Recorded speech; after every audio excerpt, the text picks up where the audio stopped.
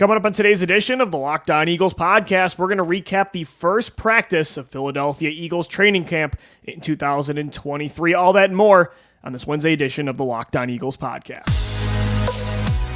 You are Locked On Eagles, your daily Philadelphia Eagles podcast. Part of the Locked On Podcast Network, your team every day.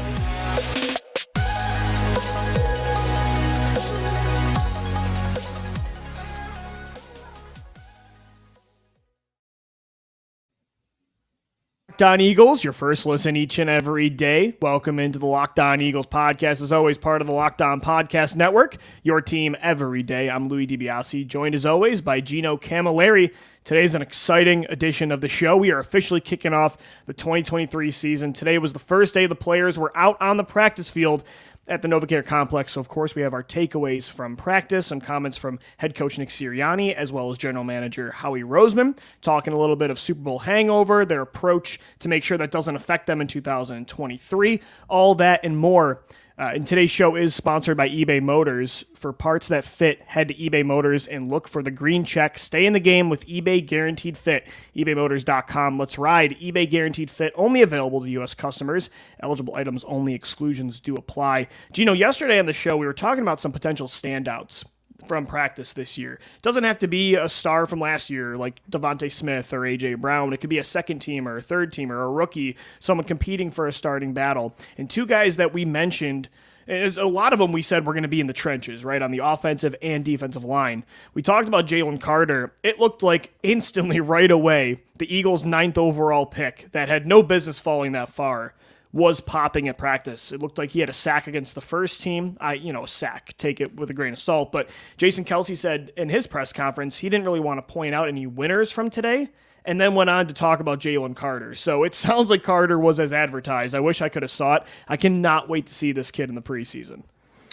I'll say this, with it being the first day of camp, one rule of thumb.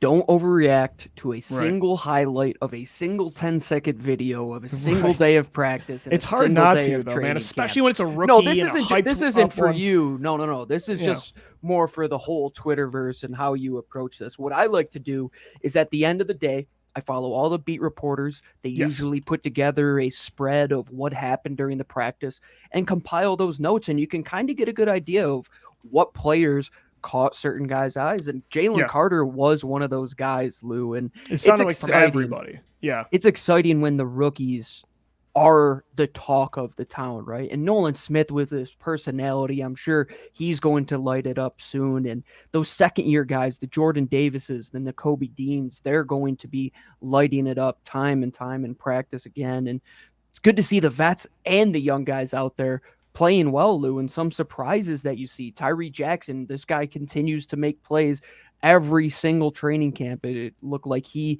did pretty well today. And Jalen Hurts looking like Jalen Hurts. DeAndre Swift looking explosive. Rashad Penny looking The Swift explosive. part was interesting, Gino. Yeah, it sounded like Nick Sirianni was playing every running back in the first team, but Tim McManus of ESPN, multiple other beat reporters noted that DeAndre Swift was moving across the formation. He was in at running back. They called him a lot in motion, pre-snap, sometimes in the slot. I think they have a fun plan for DeAndre Swift. He's going to be really interesting to see what his role is. And the things you could take away from especially the first day is who gets those first team reps at certain position. I think like Cam Jurgens starting at right guard. Like the rotation at running back. I think it will be a good inside look of how things might play out over the summer. Sure. With Cam Jurgens getting those first team reps, maybe in the first preseason game. You might see Tyler Steen getting reps there tomorrow. But I think how they put it out there at the first day is that first look of, okay, this is what our outlook of the roster. Yeah, this is what we think it's going to be. Of course, it can change. You make a great point. Of course, you don't want to overreact to a first practice, but Gino, that is right. It's out of the gate. This is what we want it to be, or at least are projecting it to be. And I think Jurgens at right guard is telling there.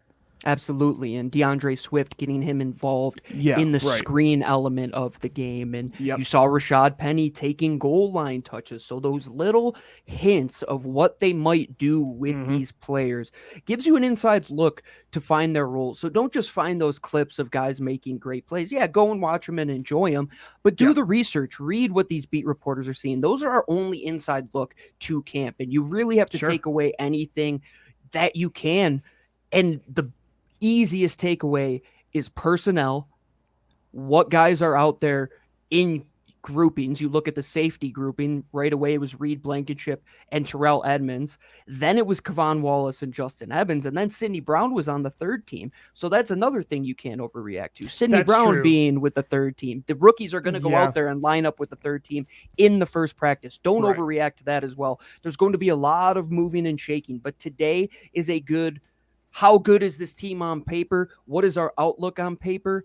It should look like this, but everything is going to change in the 15-odd practices that they have moving forward, for sure. No, you're right. Not everything does apply in the logic we were talking about with Cam Jurgens and right guard. That's something real you should take stock of. But as you mentioned with like rookies, somebody like Sidney Brown, they clearly have plans for him to be, I think eventually this year, just as much of a role player as Terrell Edmunds, as Reed Blankenship. But he is a rookie, so yeah, of course he's going to start below the 4 veterans that have been here before, so or at least starting or playing with other teams. So yeah, again, I think you just have to use context with all these practices, and there's certain takeaways to have, and there's certain ones that you stay away from. The Jalen Carter one, though, again, that was exciting. Did sound like Nolan Smith, some beat reporters noticed, the speed off the edge is legitimate. And Gino, it's funny. I look at, the Eagles have had some great rookies over the years, but with Carter specifically, maybe even more over Smith, this is the first time maybe Devontae Smith is the only other one I can think of in recent years in the last decade where the Eagles got like a clear-cut, blue chip, consensus elite prospect at the top of a draft. And, Devontae, I think me and you agreed, was that guy. And a lot of players eventually became that. But it wasn't expected. Like Jalen Carter legitimately was, and we said it all offseason, was a top 5 talent. And I think you're going to hear that all summer. It's like, how did this kid fall to number 9? Well, this is the reality of what we were talking about nearly 2 years ago when we moved that pick to get the Saints pick, right? You were saying, what happens if this team is the worst Saints team that they have been in years? And you just they capitalized on that. Yeah, and it's Carter. They got Jalen Carter. And I think the Devontae Smith take is right. And before that, it was Lane Johnson. Lane? Yeah, it's probably Lane, like 10 years ago. Yeah. Because after that, you're getting a mix of the Nelson Aguilars who were guys that you could win with, Derek Barnett's, guys you can win with, the Andre Dillard, guys you can win with.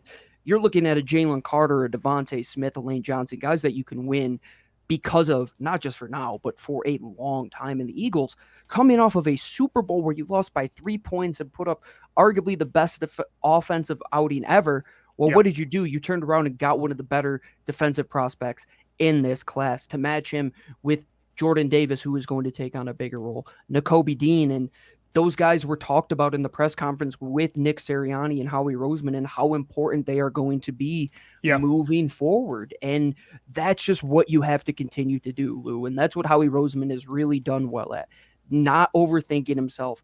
And when he had a chance to go and get a blue chip prospect, he wasn't like, oh, I'm going to let this board fall and take another guy that you shouldn't. And all of a sudden the Eagles get a top 3 talent at the 9th pick overall because several other teams did that, right? The Seattle Seahawks for sure did that. If the Eagles are okay taking him, I'm sure you should be okay taking him. I agree. All right, Gino, let's get into some Nick Sirianni takeaways from his press conferences over the last few days. Coming up next right here on the Locked On Eagles podcast. He mentioned things about the Super Bowl hangover, especially that he seems very self-aware of making sure the Eagles don't fall to the fate of other teams in the past that did lose in the big games. So we'll get into that and more coming up next right here on the Locked On Eagles podcast. And guys, today's show is sponsored by BetterHelp Online Therapy. Sometimes in life we're faced with tough choices and the path forward isn't always clear. Whether you're dealing with decisions around careers, relationships, All of the above. Therapy helps you stay connected to what you really want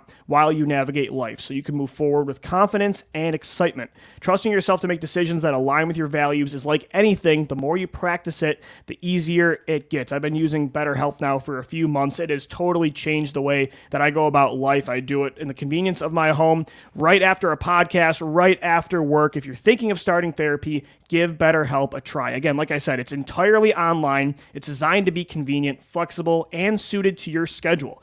I do my sessions at like 10 o'clock at night. Just fill out a brief questionnaire to get matched with a licensed therapist, and if it's not the right fit, you can switch therapists anytime for no additional charge. Let therapy be your map with BetterHelp. Visit BetterHelp.com/lockedon today to get 10% off your first month. Again, that's BetterHelp.com/lockedon to get 10% off your first month of online therapy. All right, Eagles fans, we're continuing on this Wednesday edition of the Locked On Eagles podcast. Thanks for making us your first listen each and every day. Shout out to our everydayers. We're recapping day one of Philadelphia Eagles training camp. Talked about some practice notes. Jalen Carter standing out today. Sounded like as well DeAndre Swift. It was wearing many hats. Jordan Davis getting first-team reps with Fletcher Cox. Cam Jurgens starting at right guard. I don't know, Gino, if there was anything else of note. Sounded like Christian Ellis actually picked up where he left off in the spring. Had a nice interception. Marcus Mariota did not look good. But again, take all of this with a grain of salt. It's just the first day of practice. What I'm normally more interested in to start these practices is what Sirianni, the general manager, Howie Roseman, what everybody has to say in these press conferences. Jalen Hurts, too, especially. We haven't heard these guys talk. The last time we heard them talk was after losing in the most heartbreaking fashion ever in a Super Bowl, when you think about it. And so it's cool to see, like, over the months, what they've thought about. And I think with Sirianni and Jalen and Kelsey and a lot of these guys, it sounds like they really are going to use that loss as fuel. They are very self-aware of the history of losing in a Super Bowl. They know that a lot of teams have not been able to bounce back, and it sounds like they're using that. Sirianni said that he showed the video once of them walking out into the tunnel with the Chiefs confetti falling down. And he said he was encouraged to see the heartbreak in the faces of a lot of these players rather than satisfaction of just making it there. And I think when you look at the makeup of this team on both sides of the ball, we've said it before, the veterans and the young players, they all have a pretty good track record of overcoming adversity. So any sort of hangover, they seem very aware, and I just trust this team to not be like, the Atlanta Falcons after 2016, where they were just a shell of themselves after that for years. Well, the Eagles put out their very first unscripted of the season today, which goes back that was to tough to watch that after intro. the Super Bowl, and watch those guys just talk about how special that team was. But the very first thing they put in that video was Nick Sirianni talking about how they could just sit on that loss and just sulk in sadness, which the Eagles in 2017 did the opposite. They kind of just sat there in victory, and they sat in this idea that they could be okay just being who they were in 2017. And that feeling from that year, Lou, till now is a complete 180 turn. I feel like this team, if anything, they got better from the hangover. Like, they went through their hangover and they're like, okay, now I have to go to the gym. I got to sweat this out for months. I got to get in the best shape of my life. Correct. Even if I thought that was the best season I could put together, we realized how close it was and how much better we still had to push in those guys. And they also literally got better, Gino. Like, the players quite literally have to get better. Yes. And they added, young champions from college now, and they improved. That's the thing with Howie. He didn't try to, quote unquote, run it back as much this time as he did in 2018. So I think a lot of those other teams that didn't succeed after a Super Bowl loss, sure, some of it, like Atlanta, emotionally, they just never recovered. They felt stuck. Like, it felt like Matt Ryan never left that field because he was like, that was my. Sometimes I think players can get caught up in that was our moment. We'll never get closer than that, and they never recover. But I think a lot of those teams also just didn't get better. They didn't keep improving the roster, whereas Howie Roseman, I think this offseason, did a great job of making this team look just as good, if not better, with less baggage than in the past. The one thing you could take away, and this is probably going to give me some crap from Buffalo fans, but when they lost 4 straight Super Bowls, They're not listening to the show. You're good. No, I know. But when they lost 4 straight Super Bowls, and you could watch the 4 falls of Buffalo, that's the exact feeling you get, what you just said, that it was like they'll never get closer than that. Like, if they didn't win the first one, They just kept getting farther and farther away because they tried to run it back with that same group. Well, that's what I wonder. Never improved, never got better. Right. It was the same exact core. That's what I think about the 2021 Bills, Gino. It's like, are they ever going to leave that field in Arrowhead? Whereas I think a Jalen Hurts, a Devontae Smith, Jason Kelce, Fletcher Cox, they've gone through so much stuff that I can't imagine. It just feels like the football souls of some of these teams just never leave. Like Seattle, for instance, is a great instance, 2014. The minute Russell Wilson threw that pick to Malcolm Butler, it just felt like that's where it was over for them. Yeah, and hit the top of the mountain. Yes, exactly. I don't feel that energy from this team, and we'll have to see when it actually comes time to play. But it seems like they are turning the page.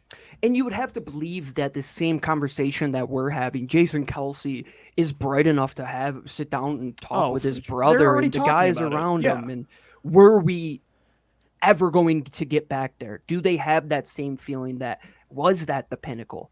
Yeah. They got to believe that what they have is special. And a lot of it has to come down to the guy that led them all the way there and that is going to take a lot of the blame and still does in Jalen Hurts.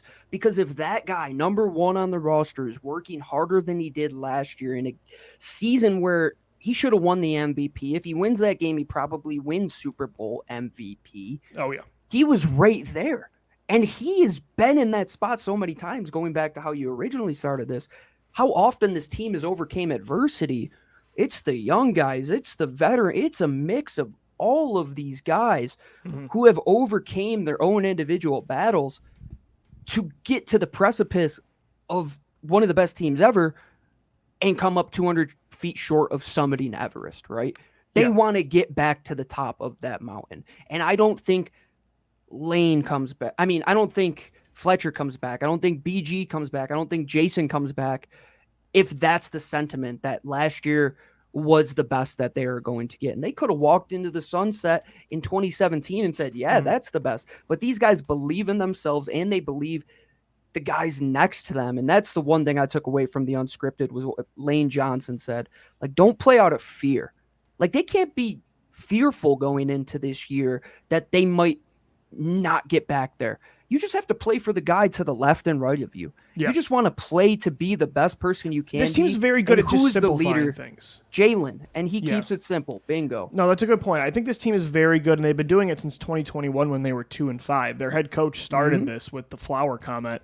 They're very good at just, when they need to. When there's a big moment like a Super Bowl loss you have to overcome, or when things are spiraling and you are 2-5 and it seems like nothing's going well, this team's very good at taking a step back and putting things in perspective and, just not letting things pile up and get too big, because I think in such a major business like the NFL with so much pressure, things can stockpile. So many factors can come in, like a Super Bowl loss and, this and this, and the team doesn't look exactly the same. That can affect teams, but I think, we've talked about it on the show before. We trust this team to not really let that get to them. So, and, it is interesting. I think you look at the Georgia aspect of this, like Nakobe Dean, Jordan Davis, Nolan Smith, Jalen Carter, guys that, 2 were on the team last year but didn't really play a big role, and 2 that were just drafted. I think it almost helps neutralize it too, that you're bringing in champions too, that what they know right now is only trophies. So that's another part of this too. Like the guys, the main pieces you brought in this year, they're coming off back-to-back championships, and I think that helps the team too.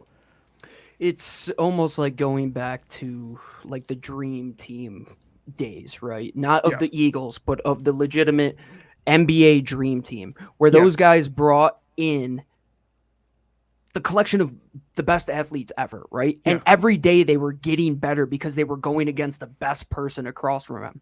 That's what the Georgia mentality was. I'm going against the best 5-star recruit in my area every single week, and I want to be better than him. I'm going against Alabama. I got to be better than them, who right now they're at the top of the mountain. And I love the interaction between Howie and Nolan Smith on the phone when he drafted him. And Howie said, I'm a Florida Gator. It hurts to pick all these Georgia Bulldogs. And Nolan Smith says, but you want to win, though. That's all they know. That's the only mentality they know, is to come in and attack the day and win every single day. And they don't have these ghosts of heartbreaking losses. Nick Sirianni is the perfect guy to set you up for that, because he keeps you so humble. Like, you might mock some of the quotes that he says and the analogies that he uses at times, but the thing is, he keeps you humble. He makes you connect with these guys. So at the end of the day, you realize, it's a business. Yeah, it's football. But at the end of the day, I just want to see the guy to the right and left of me as happy as I am. And how do we do that? Well, Yeah. we go win the whole damn thing. No, for sure. Gino, I don't know if I wanted to get your take, and it's only been one day of training camp, and I think I know the answer for you, but is it, with that Super Bowl loss, because this team was so good last year, and maybe we can think back to when we did the show first together in the 2018 offseason coming off a Super Bowl win. Do these smaller things, like, it's not obviously a huge thing, but when you're that good, when you make a Super Bowl, when you have certain expectations this year because the roster is just as good, if not better, do you tend to not overlook, but you get less excited for training camp, the preseason, the regular season, because they were so close in that moment? It almost feels like you just are waiting to get back there to try again. How do you look at that? Because I will say, for me, at least a little emotionally, because I think I'm so confident this team's going to be good again. And I don't know. For me, it's almost like just get me to January or February and try to read. That's how much I trust this team. It's like I think they're going to be back in that stage, and the anticipation of going through this whole process again is a little tough. And I think that's part of what some players that were part of these great teams that didn't go all the way, they suffer from, is it's a lengthy process to get there, but you have to go through that to get back, or you're going to fail. And that's what this team has to overcome. And I think the exact opposite of you, to where I'm all about going through the motions of getting there, because last year was great. But if you look at 2017, and it's very full circle, because the first time I ever visited Colorado was the day that the Eagles were taking on the Browns in that first preseason game in 2018. And you're like, okay, Nick Foles is in there. He's going to lead the way. Let's see how this first team does. And they didn't do anything for half. Stunk. It was on ESPN. It was nationally they were televised. bad all offseason. Yeah. And that kind of set the tone moving forward. So now I'm like, if they don't look good in practice, they're probably not going to look good in a preseason game, which means they probably have personnel issues that are underlying, or coaching issues, or all of them. This is where you set the tone, and not just now, it's going back to OTAs. It's coming off of that loss. Like, what was the first reaction after that loss for guys like Jalen Hurts and Nick? Yeah, I'm sure it stung, but they said, we have to go. That is a good point. They're just exactly get me back on the field. Yeah, just let me turn it. Yeah, no, that's a good point. Let's to look attack at every workout. Let's attack every OTA. Let's attack every closed walkthrough practice. That's what you have to believe. Because the way you're thinking, Lou, is what got them into trouble in 2018, where it's like, let's just get back there. Like, we're just handed this.